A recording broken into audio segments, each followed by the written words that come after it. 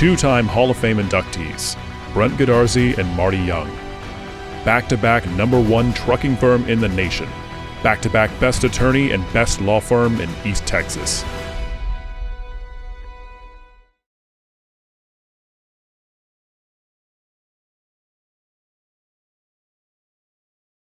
Hello, ladies and gentlemen, and welcome to the Gilmer Buckeyes Coaching Show. I'm Todd Robinson, your host for today's show, along with the head coach and athletic director of the Gilmer Buckeyes, Mr. Alan Metzel. Alan, we came on a long trip this weekend. There are some miles on the odometer between here and Paris, Texas. Had the North Lamar Panthers and an interesting experience on natural turf. Let's just talk about overall what were your impressions of the game, because I don't even know where to start, having been there live and watched what really happened. Let's just figure out whatever you want to cover for the fans out there that I'm sure have asked you questions since Friday night when we got back. Well, first of all, when you play somebody who's a long way away, you've got to prepare your mind and so forth for the travel, being able to gear up for a game, etc. It is a little bit different venue. A lot of our places are turf now and so forth, but that's just part of it. That's what we all grew up playing on. So, and we have practice fields obviously that are just the same. But so it was fine. They have improved, I would say, through since the past 2 years when we played up there.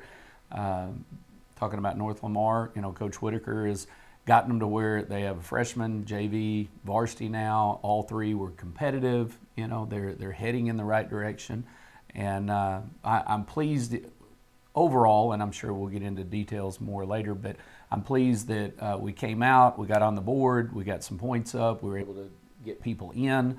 That was an important part of the trip the other night, was being able to get a lot of guys in and get them game experience in a district game, which will help us bode well through the playoffs this year and into next year. So all that was a positive. Well, and as we talked about last week, it's just a long season. Mm-hmm. Our kids at 15, 16, 17 years old are asked to literally play as long as NFL teams play when you look at the last 2 years of 15, 16 games plus 4 weeks of two-a-days. Mm-hmm. It's just a long season that you're dealing with. One of the things that I noticed in pregame when you were talking to the team in pregame, and when Coach Godfrey was talking to the team in pregame, it seemed like despite all of the exterior potential distractions, the kids actually enjoyed each other. I think that was the most pleasing thing. Obviously, we're so close in the stands where we literally could say, "Hey, Rowan," and he would turn around because we were 20 feet away. Sure. And we got a little more personal glimpse than we would normally sitting, way upstairs through a pane of glass and not really. This was like literally sitting in the living room and watching a football game, and it did seem like we got a real good feel for the guys enjoying each other and playing together, not just because what was happening, but them celebrating when things happen. Aaron Bell scores a touchdown. Exactly. Kevion scores a touchdown. And you see those things that happen, and these guys are genuinely excited to really just be together. And that was really a cool thing for us to be able to see so up close and personal as we were in that venue. Well, Coach Godfrey did a great job in his pregame devotion and shared a good bit about that and what it's like to the power of love, and that is there's no greater power. And when you truly do care about the people within your team and so forth, then that exerts something out there on the field that's more than any other method of motivation. Anything else is going to be selfish motivated. And that doesn't have the same power as love. It doesn't create team. And obviously, we're still a work in progress. Every person, I do, any other person, we deal with self every day. And so that's something that we talk about all season long. It's one of the things we teach in the Buckeye Maker, perfect effort, selfless attack, do it right, do it again. And so that component is something that we're going to hammer week in and week out, day in and day out. Sometimes we're better at it than others. I felt like the other night that the guys truly did appreciate watching their teammates get out there, even if they were not in the moment, to be able to appreciate them getting their opportunity and their night in the lights, so to speak. So it was good. Well, you mentioned Coach Godfrey. Happy birthday to Stump. Today's his birthday. That's right. That's right. All that does is make us younger and better looking, right? I'm afraid not. Well, happy birthday, and we appreciate, obviously, all his efforts with you every week in terms of being the team chaplain. But I thought the really cool thing was that even though it was North Lamar, and even though it was kind of a foregone conclusion that, if the buses arrive, we kind of know how the outcome of the game is going to be. But I did think that there were some moments in the game, especially with some of those guys that were performing, that we're going to look back on 10 weeks from now and say, boy, that was an important time when that player made a huge step forward. And we probably have some of those on the highlights, if I'm guessing with you correctly. So let's jump into that and just talk about some of the things that happened on Friday night. Now, just so I can clarify, a coach will never say that a game was a foregone conclusion. So I'll just make sure I say that. That is a fan's base, because obviously we all held our breath when number 17 didn't get up as fast as he normally did. He'll be okay. But we're all good coming on Sunday morning. But I know a coach will never say that. No. But just making sure we clarified. Yeah, that, I think after about the first drive of the game that everybody was wondering where Brahms was. We knew we had a lot more work to do, and we pushed through, so it was good. Our first highlight that we have here, I started out with a defensive one. Our defense just did a tremendous job. It got pretty far into the second quarter before there was an extensive drive. And this is one of the reasons, because you've got guys like Braylon Ward up there on the front line that are creating havoc. Their style of play, they try and slow the game down, and they did a good job of doing that. We've got Braylon in here. You can see him here at defensive tackle right close to the center. And there he is. I've got him circled. And watch him just make a rip move in between the tackle the center and the guard, and then gets a 2-yard loss. And that's starting the game. That's the type statement that we're making as the game begins, and that sets a tone. And it also, for that running back, it hurts. I'm just telling you, he's a big fella. Well, all night long, for the first 3 or 4 drives, I didn't know if Braylon and Seth were going to let anybody else have a tackle. I agree. I mean, they were, from those two techniques there over that center, and it wasn't just a nose guard position. Given that double wing offense, I understand it's a gap responsibility defensive scheme that you have against that team and that offense. But when I say they went nowhere, Coach, they had minus 18 yards in the first half. Right. And, given what the Black Flag did to Pleasant Grove, which is the number 3 team in the state with a similar type of running offense, I kind of think we may have that one down in terms of anybody that wants to run the ball inside. That was good. We made a statement there. Came back with offense here, and we're going to give the ball to Rowan. And Rowe comes across in motion, takes the handoff, and then just does a great job making people miss and getting into the end zone. You can take a look at him from behind here. He has that unique ability when he's in space to just make people miss. Great job there by Amaro getting a block. Our receivers downfield doing a great job, and Rowe gets in the end zone. So got us on the board, and that's how we wanted to get the thing going. We wanted to just be efficient, especially early, and put us in a position to start rotating in people. So here our next play is Jeremiah Noble, and he's out here on the outside. I think I'm going to go to the wide version here. You can see him a little bit better. He's closest to the down box, and he just runs a go route. And so for Caden, he's just got to catch, get into his rhythm, and let it fly, and boy, did he. He really threw it out there. I was afraid he overthrew it, but tremendous job tracking the ball here by Jeremiah.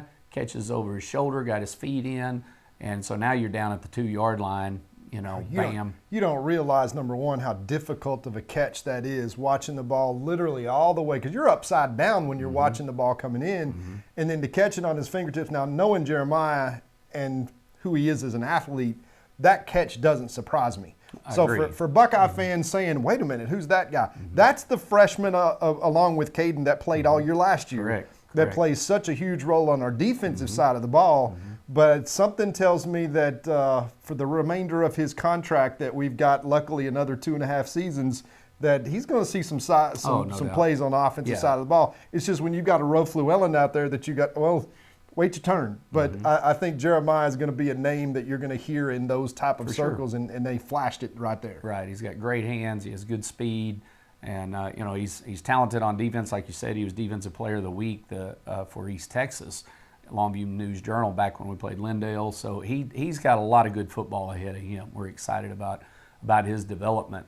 So I went back to the defensive side and went with just a series. This is just a 3-play series here on defense. And so you already mentioned Seth Jordan. And so Seth there he is circled. He's playing in that defensive line as well down in the trenches. And you just seen one of his many tackles for losses. I mean, he had multiple plays in their backfield. He and Braylon, as you mentioned, just a tremendous job of playing with leverage, of knowing what they're attempting to do. I went ahead and did it from the end zone view again. Here he is right here. They're trying to reach him. He swims under the guy trying to reach him and beats the next man trying to get him, loss of about 4 yards. So now it's third down, and it's second down, and you're going to see Connor Dunn, who is playing down there in the trenches with Braylon. He's sitting on one side of the center, and Bray's on the other.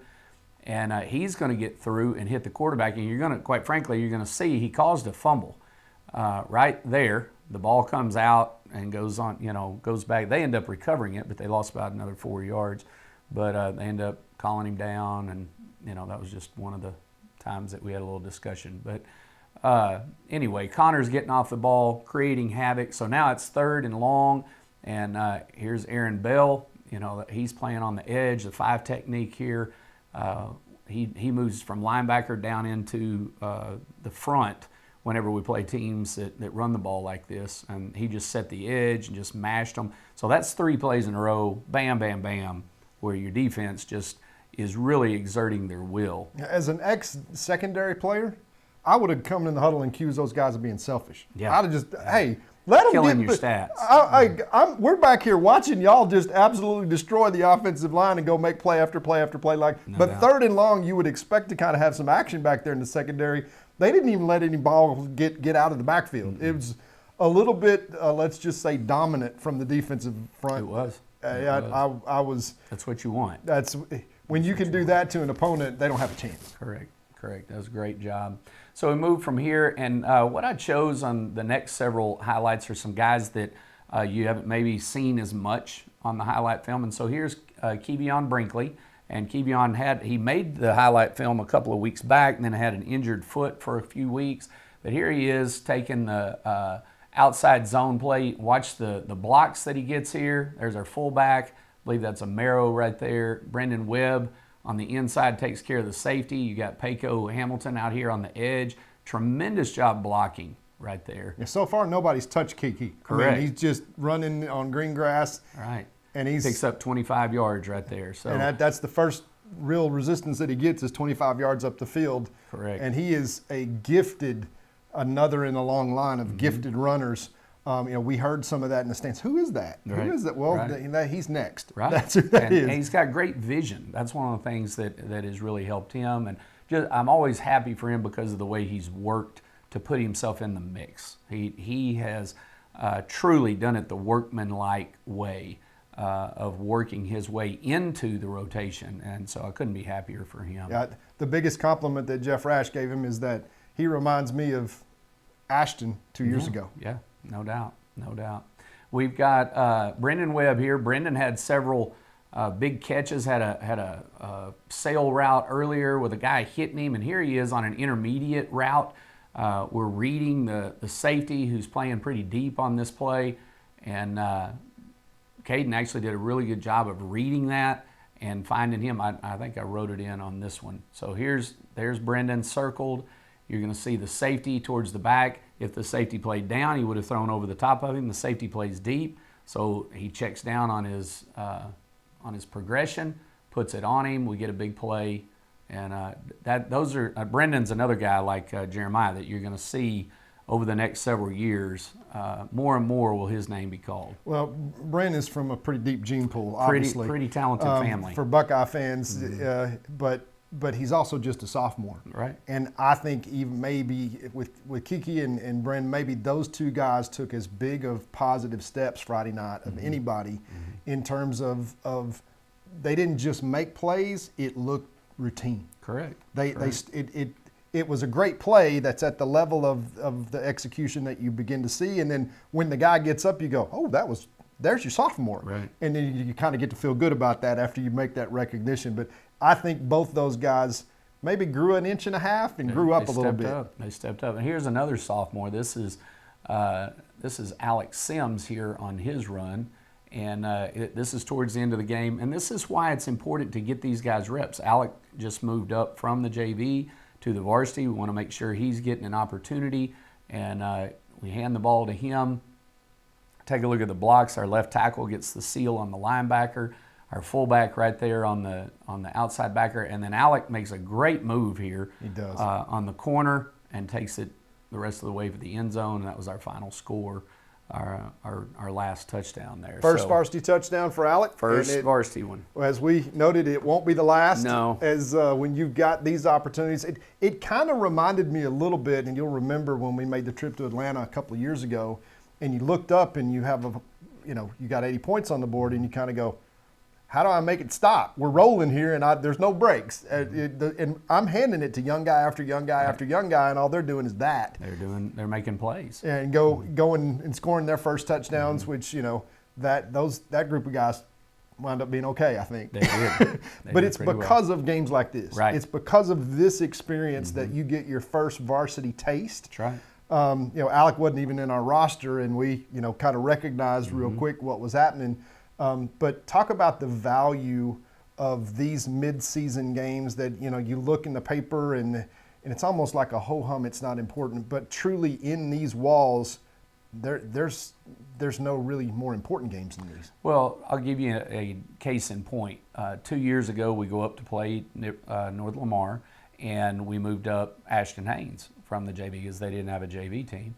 And so Ashton gets his first varsity touchdown. Well, come playoffs, Davion Smith got injured, had that high ankle sprain, and in comes Ashton in the playoffs. Well, he's played in varsity games. He's scored in varsity games, and he ends up rushing for over 200 yards against Sunnyvale and big game, against Caddo Mills as well, and on into the state championship. So a game like this, you never know what it's going to do. Alec plays outside linebacker as well. He had some considerable plays on defense as well. So, these guys that were moving up and giving opportunities, they've got a chance to get that nervousness out, get some things out. There was a play where Alec should have stayed inside and he ran outside. Well, on the JV game, he'd probably scored, but on a varsity game, that's not there. So, he came back. He's like, I know, Coach. I know I got to stay up inside where my hole was, So that gets them that opportunity to get that done. Right.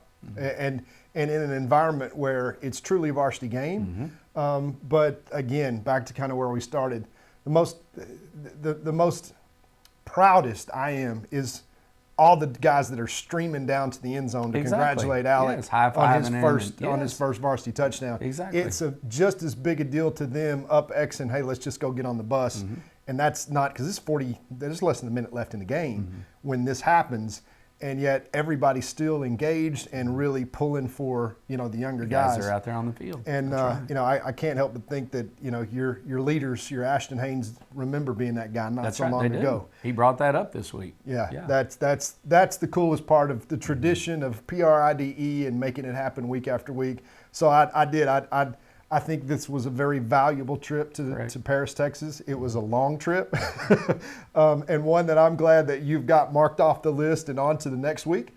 Speaking of the next week, lots of exciting stuff happening, not just because it's Yambry or Stump's birthday, but here comes the orange, baby. Right. It's going to be fun. The guys are excited. That's what does it for me, that we get to do something that really excites them. And so they're looking forward to the alternate uniform, and it's going to be parents' night, last home game for these seniors. That all of that, that means a lot. I shared a story with our seniors, well, actually the whole team last Monday about in 2001, we had won the district championship, and Clint Quinn and Corey Pilcher got a card table and ordered out a pizza and sat on the field.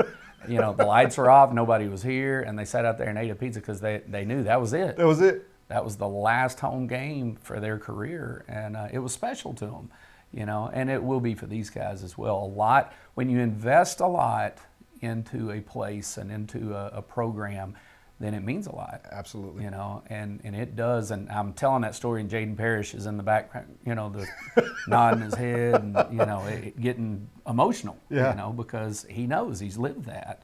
And so I'm excited for these guys. I know it'll be a big week for them. Well, it's cool to have coaches that know exactly which miles that the shoes that they're wearing has been walked in. And I think that resonates too when you've got Buckeyes in the building. Right. That can say it, but it gets heard because the kids know that it's absolutely true.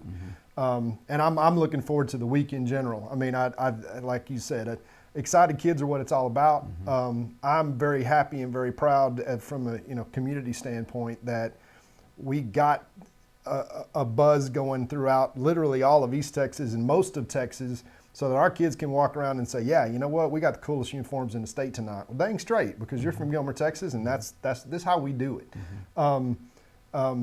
I love it when our kids feel that way, right. And there's nothing better than seeing them really elevate in terms of their performance because they feel that way. It's not the uniforms. Right. It's not even the coaching sometimes. No. It's the fact that you got kids out there that have spent countless, not just this season. 6 years. It's 6 years that you have made this a priority in terms of what you eat, what you do, when you wake up, who you're hanging out with.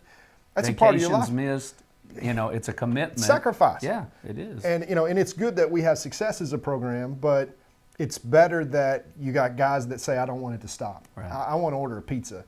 And as much as these guys really enjoy being together, I know we still got a lot of games left and a lot more left with those orange and other uniforms, but that's really the idea behind it. It is truly about these kids feeling good about the investment that they made. Well, like I said, when you put that much time into something, you want to know, you want to be able to step back and look at it and say, that's good. We did well, and it was not wasted time. That's not just for a time in my life. That's going to carry me through my life, and that's the kind of big picture that we're attempting to teach them to see. It's so easy to not be able to look down the line and understand how what I'm doing today is going to affect the next decade and on down the line. So we're getting there. We're working on it. We're getting there. Well, pleased at where we are, undefeated, and on our way to another district championship, hopefully. I was making a commitment. You can see it right there on the screen. Boy, that black flag is filling up fast. It's front and center, and we want to run out of names, run out of space to put names on that list before we're done. But Friday night, folks, is going to be an exciting time. Not just the new uniforms, but there's going to be everything from new music to new. We're pulling out all the stops. It's our last home game. And if you were made the trip to Pleasant Grove, I promise you, or to North Lamar, I promise you there's no pregame music that you're going to hear Friday night. We will not put anybody to sleep to the tunes of Air Supply. Let's put it that way. There you go.